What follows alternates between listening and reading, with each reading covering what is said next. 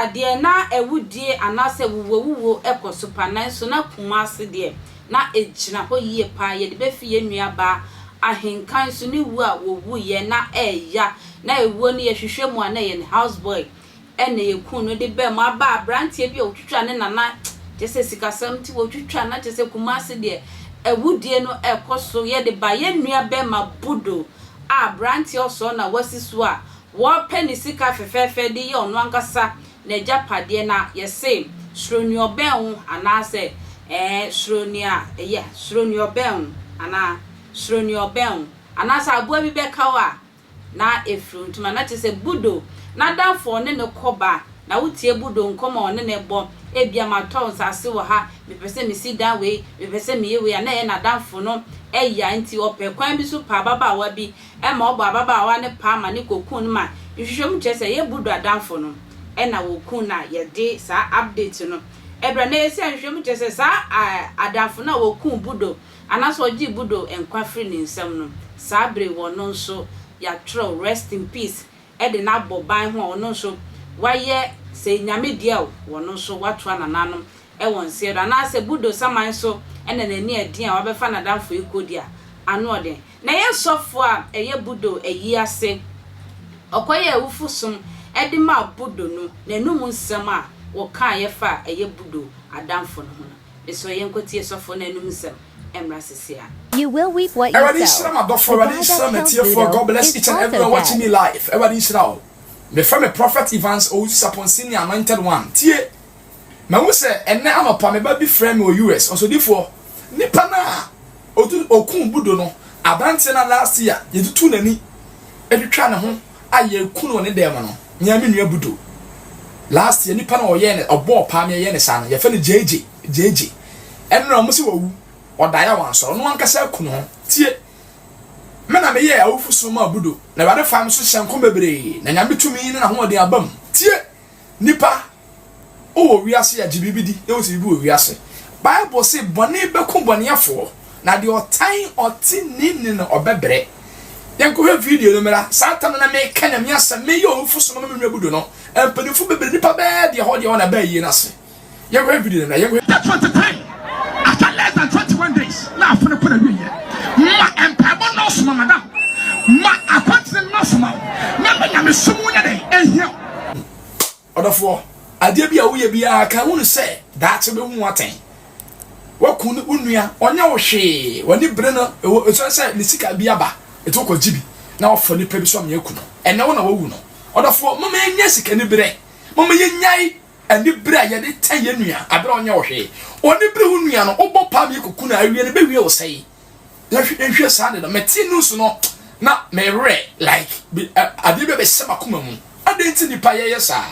mama ye saksa ya adwene ye fa ho ma awade yi because ade bia wo ye bia you have an accountability of it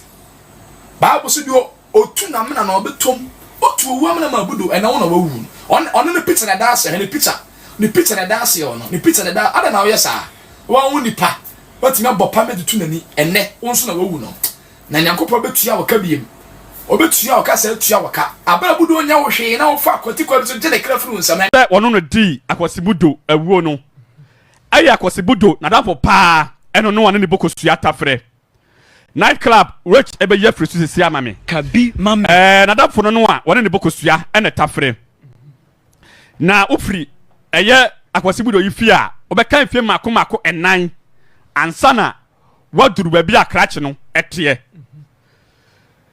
na ne din ya yen saka e fa ne JJ tie ne ye onye mempanyi dada na wonye enyo no a we JJ Budo yi adamfo no no na Budo adamfo pa no no a obafie ono ne to ne se do aminim no me de kan ka kire efiada no na de ba ya nyina ne se rich apede obetimi di mfonyine no ato so e de amaye JJ aye akwasi Budo yi adamfo pa no bukusu atafre FM de ba ya nyina ne se oti ya medika bo 9 billion bidin dana kachi ewu ye de ba ya nyina ne se owura yi akwasi Budo eka kire owura yi ene ne ge ya ge no a o maame ka se ne mpra no wo kire ne ka atwi no according to investigation ka ene ye kire se aye jeje kura na de sa oba no emba akwasi Budo no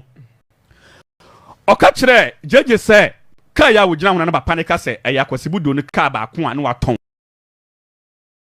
asana ko tran elantra no enti oka kire ne se owo asase mienu tienie owo asase mienu ewo ho no mu a wo se da won sinwie but sa edan no ene sa asase no waton no 9 billion a okokọ gisika no sa da no ya wada no eti na eye sa jeje enim se sika no aba bedu enti one oba no aya adwene according to gatherings ya ne aye eno nti anadwono a aya Budo yi eche oba no ka twe no nya no na we no so ebon kontene ewo ntam ho san se eye na se ya na omo so ewo eti anadwono wa mpawura dam no ena kwasi aya jeje ekọ dam ho wo be hye no se me se omo kọ dam odan no ya mu ani owura mu se de obi wura no ankasa na dam no we che se mani kromfo ene ba ye no na wobra wo kọ fie ho no mu no enti e ba ne se omo kire ene onu kwa ne kọ ye omo kire owura no omo boro no de ba ya ebeto dwa se yeyi nani no e ma ne bam no se omo je no ATM card no je ni mobile phone no ombusa kwa Budo se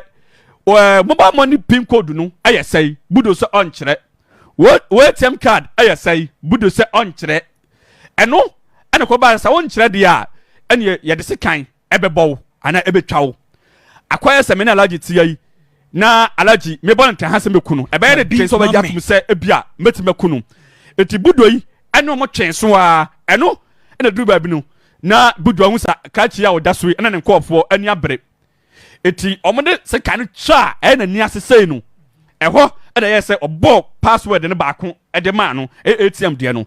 eti later on no hu sa no e de no obo eduru so obo mobile money de ne wie no na se makunu kura awia ene sa omo wie na omfa laptop ne ka ho no metu ne ka no e de koye anadwono a crutch no antrantam ho why na dwen se omo ba enkran na omo na enkran kwa so eduru ejoso mfimfini oba bin filling station bi ewo ho akwa ba ka no so toy elantra na esifie no utia tienie yemmo swame posifo yemmo mabaso department na yemmo BNI fo yemmo mabaso ewo dwuma so ma ye ne haka krai na no ana omo du filling station ho no na ewo se omo tofu wa adugum eto omo tofu wa no 2 million ewo ho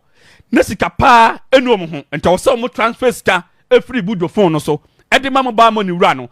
ana mobile money wura so ka kire wo mo se omo no ha no omo nye mobile money but obetima send am ono a attendant na de otonfu wo na nkasa de a obetimi age eyampa ewiase de yesi ne awotwa no anase ne awuo no eno ana ubetwa ene na chese ababa wa no so bebia awo bi a hwehwe sofo bi anase obeka koka obone ayesa wonso ewuo no eto awo so etwa ntwa akra